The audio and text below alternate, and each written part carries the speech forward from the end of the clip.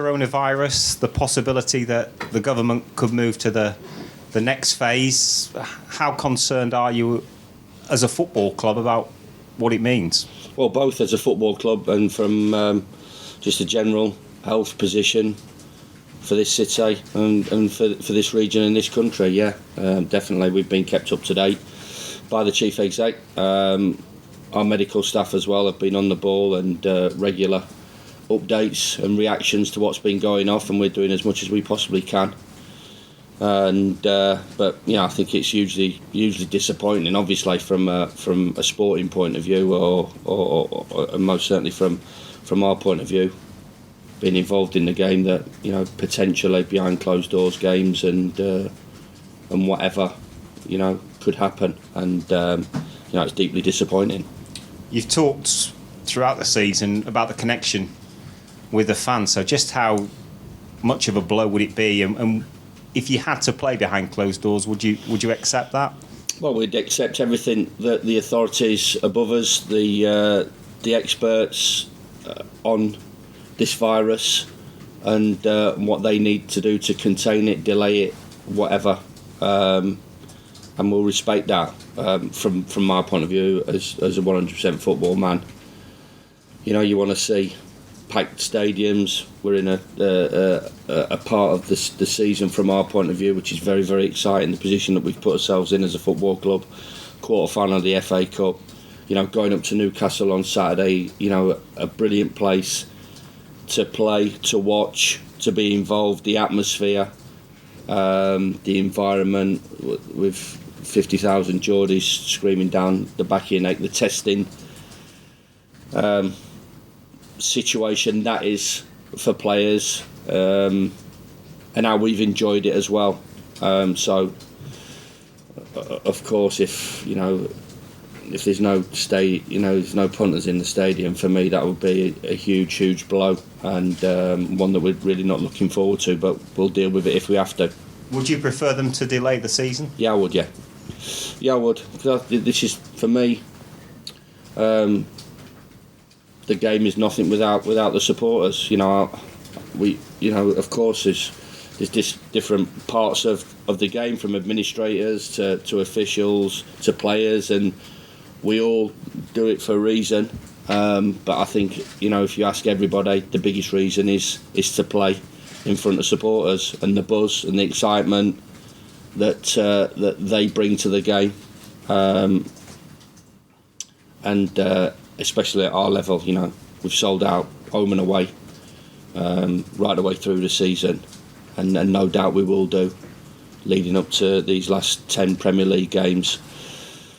So for me, a delay, an extension to the season would be my preferred option, but if it is behind closed doors, we're going to have to accept that and get on with it and prepare. No excuses. But as I said, the backing at Newcastle, players, manager, everybody kids at that football club get from their supporters. The backing that we have at home and away is crucial and vital, and those experiences to be taken away from supporters and everybody involved in the game is something that I really can't get my head around, if I'm honest. And last one on this, you managed across all the divisions, so I guess you'd understand more than most the financial impact if some of the clubs in the Football League had to play behind closed doors. Well, it's going to be huge, and I read an article regarding, I've got a huge amount of respect for Gary Neville, and I think one of the things that I really admire about Gary is that he gets his hands dirty at every level, whether it's been a coach for England, whether it's been a manager for Valencia, whether he's had an unbelievably outstanding playing career for club and country, and now he's involved in a project that's been hugely successful in Salford City. So he knows the game better than anybody, inside and out. I've obviously had a great experience of football at every level. So the impact, it's not worth thinking about. What from a sponsorship point of view, from a corporate point of view, and most importantly from spectators coming through the door and buying a programme and having a pie and watching the game, for them not to to be involved, it's going to have huge ramifications on every level of football, and most certainly the lower leagues. And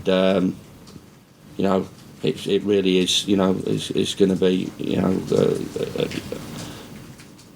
so disappointing, and it will affect everybody hugely. Let's talk about Newcastle. Does it still sting a little bit, the defeat earlier on in the season, that goal, controversial goal from John Joe Shelvey? Yeah, we look back at it. It wasn't a good night for us. Full credit to Steve and his team on the night. They got the deserved result. We were a little bit disappointing from our point of view, and obviously there was a couple of things that happened during the game that maybe overshadowed when you look back at it.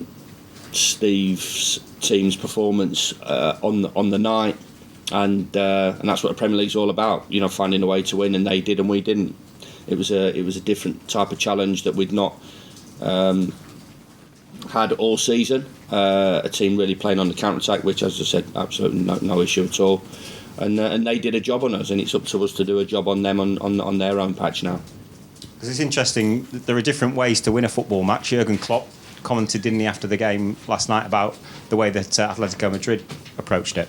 100%. I'm never critical in any way. As I said, from a journey as a player, I've played in teams that roll it out the back and take ridiculous chances, and I've played in a team that goes back to front pretty quickly. There's all different ways to win a football match, and I think every manager should respect that.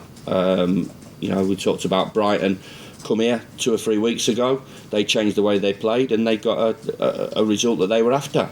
Fair play, well done. We'll do the same. It isn't all about the beautiful game at times. We can't open up on teams. Newcastle can't open up on teams. Newcastle haven't got the financial resources to go toe-to-toe with Liverpool and Manchester City and other teams like that. So that's the beauty of football. We've all got to find a way to win a game of football with the resources that we've got. And the way myself and my coaching staff want to set up is entirely down to us. And we've got we didn't find a way to beat Newcastle on that night.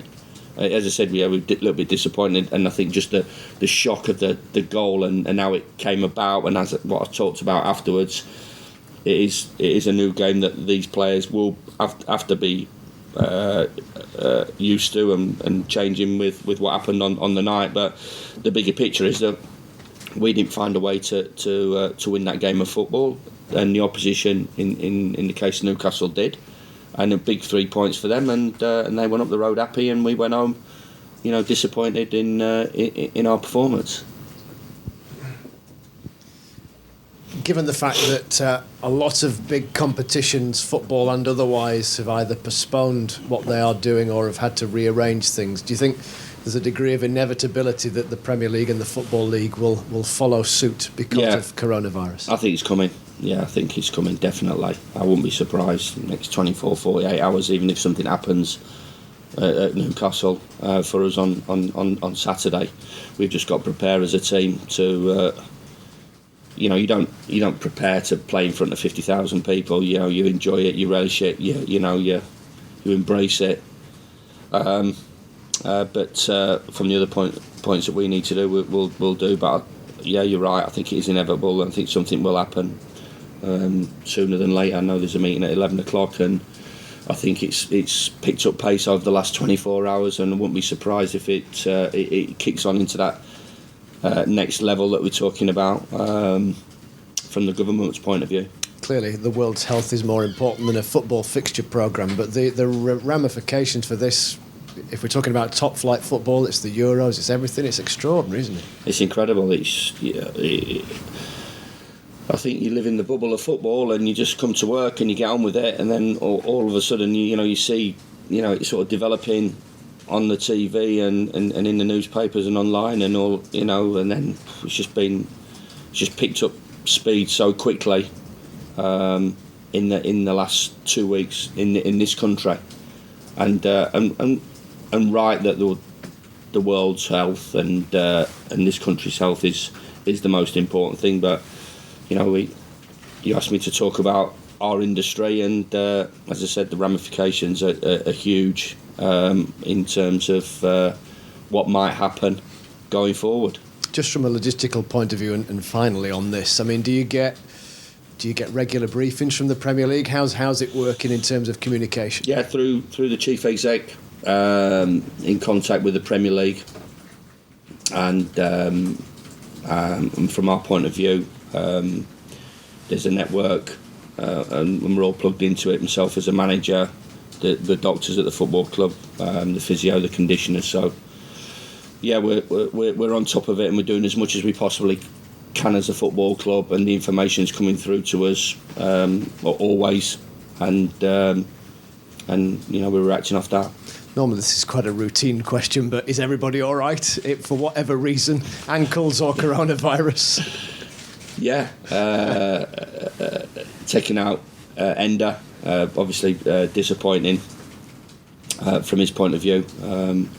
He's going to be out for a couple of weeks, and so these are the things we have to overcome. I've always said regarding injuries, suspensions, loss of form.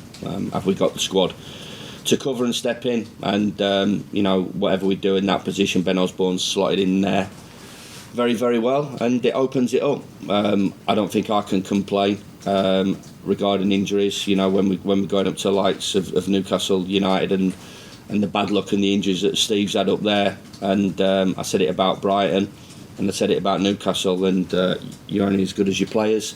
When your best players are not available, that limits your opportunity of winning games of football, and it certainly happened to Newcastle. Thankfully, from our point of view, we've not suffered. This is, you know, obviously a disappointing one for Ender and us, but we'll get over it and get on and utilise what we've got in the group. Might we see more rotation from you for team selection? No, just try and pick the best team that we always can do. Regarding of the schedule, we're now Saturday, Sunday, international break, and obviously we've got a couple of fixtures to fulfil, and in the Villa and Man U games that have been postponed and need rearranging. So I think when it comes down to that, I'll try and pick the best team on current form, what I see from a Monday to Friday, and what we're playing against to give us the best chance, and that's always been the way that I've tried to do it. Just because we've played well and got a good result, sometimes you have to be really brave as a manager to change a winning side, and I have done in the past, and I will do if I think that's the best way of getting a result. But I've got to say that the boys are in a rhythm, they're playing well. It was an hard-fought victory. It had a lot of qualities. Did the victory against Norwich from a first half domination to a second half where we had to dig in when they took some unbelievable chances. And obviously Dean's made a as we talked about there, a double save. I still don't agree that it was enough over 95 minutes to win the Man of the Match award. But what I would say is that, you know, big players make big decisions and big saves in his case, and he did. And obviously helped us gain a big 3 points. At least Mousset's done an interview this week in France speaking about some of the family issues he's had recently and affecting his form and what have you. How difficult has that been to manage? No, it's been okay. We're really open and honest. We think an awful lot about Lise as a player and a person, and I just think that, you know, when that supporter stood there at 2:30 or 3 o'clock and having a pop about this, that and the other, you know, there's underlying things that sometimes happen in people's players' lives. Whether it's myself putting a substitute on, whether it's a tactical situation, or whether it's players being left out of a squad, because, you know, I'm not going to go to you guys on Thursday and say he's having an issue with that, he's having an issue with that, he's having a bit of bother at home with his missus. All these things that happen to people and players, because players are obviously human beings and people, and he's had some really tough times, but he's got the support of myself and the staff and the players, and I'm sure most importantly the supporters of Sheffield United. Before we move on to Newcastle, any update regarding contracts and getting players signed up? Yeah, we could have announced one this morning, but I'm sure we're in the process of announcing that this afternoon. Oh, right. So can you shed some light on that? Yeah, it's going to be one of our players. Our social media are going to kill me if I let it out. So obviously they've been working overtime, and I think it's been good as well. Watching the social media at Sheffield United this year, it's been quite interesting, quite entertaining, and I'm sure that they'll do something relevant to announce that. But delighted that the player, whose name I won't mention, will be committing to our football club, and it's really good news on the back of Flecky, and we'll keep rolling on to the next ones. For a long time? Has that player committed his future for a while?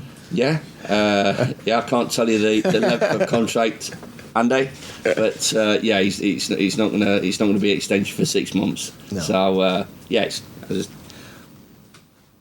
same things I've been saying. You know, these boys see the future at Sheffield United, and delighted, and it is important that we keep the group together and reward, as we've talked about.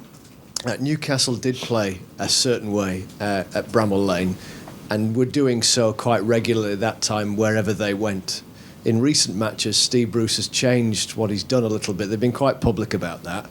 Does that maybe offer avenues then, that they're not just going to sit back and get everybody behind the ball to counter-attack at St James Park? Well, I don't think that's been the case 100%. You know, you have to pick and choose who you're playing against when you're playing against them, and your approach to the game. And I'm sure they're not going to open up against Man City, but they possibly might look at our game as an opportunity to open up a little bit more, which is the tactical analysis that they'll do on us and their approach, which I fully respect. I've gone on record the respect I have for Steve yet again, and I will do an outstanding job at a passionate and not the easiest football club to manage, and he's done that with dignity. He's yet again, they're going to be a Premier League club, and you know, they'll look for a big finish, and got some exciting players, some attacking players, and even though whatever system they play, it does give them an opportunity of going attacking games of football and winning them. And as I said to Tim, no matter how our people set up, it's about us overcoming that, and them overcoming us from a position out of possession and in possession. But they got some good players at the top of the pitch, and some exciting ones, and some individual quality right the way through, and one game I'm really looking forward to. Yeah, and in dealing with that, regardless of formations and what have you, a couple of them at least, Almiron and St Maximum, they are rapid. How key to getting one over Newcastle is stopping them? Yeah, well, we've obviously looked at their formation and their individual players. So there'll be a presentation at 11 o'clock, which we always do on everybody. It's not overkill. Boys are not sat there for 90 minutes, but they have to recognise, and players do. I think players nowadays take so much more information on board, what we can give them, and they digest it. And of course, you know, we've got to wrap their best players up, and how we do that, then obviously we'll try to in our way. But as always, away records from our point of view has been incredible, and we're looking to go there and win a game of football, and a tough game of football, and know that we're going to be at our best to do that. And if we do that. Just finally then, from me then, I know we've dropped on this periodically this season about the Blades' defensive record, but in 2020 only Bayern Munich in the top 5 leagues have conceded less goals than yourselves. So how important is that, and crucial has that been to doing what you're doing right now? Well, we talked about at the start of the season, you know, we can't be gung-ho, we can't be open because of the quality that the Premier League has, and when you look for every team, you know, at the top of the pitch going forward, they all have unbelievable threats. Every team you look at, all spent big money on forwards and wide players and midfield players. So, you know, we're proud of our defensive record. They all play a part. Yeah, I think everybody recognises that the structure to the team is crucial, important. They've all got jobs to do, discipline. But I still don't believe we're sit on the edge of the box team. We haven't got incredible pace in our team. We will try to counter attack when the time is right, but I think the way we've played has not really changed too much from what we were in Championship. We just had to be a bit cuter and a bit smarter, and I'll still go along with the fact that I've got players that are willing to put a shift in, willing to do the hard yards, cover the grounds that they needed to do, whether it's a forward or it's a midfield player, whether it's wing backs, and we've got people that want to stop the ball going in the back of the net, and it's a big desire. And behind that, I believe I've got the best goalkeeper in the division as well, which obviously helps. Chris, just one from me on the goalkeeper. Is there any development at all in terms of him coming back next season for another stint? No, I've left that with Dean and Manchester United. We've said enough about it, and we've obviously expressed an interest in Dean coming back next year, but I wouldn't want to keep pushing that button. Really, Dean's got a big 10, hopefully, a few more games in the cup, and some international games that he needs to get his head round. But I'm sure that discussions will be ongoing between Manchester United and Dean and his representatives, and respect that they're the ones that will make the decision and not us. Any more before Saturdays? No, we're going to Saturdays then.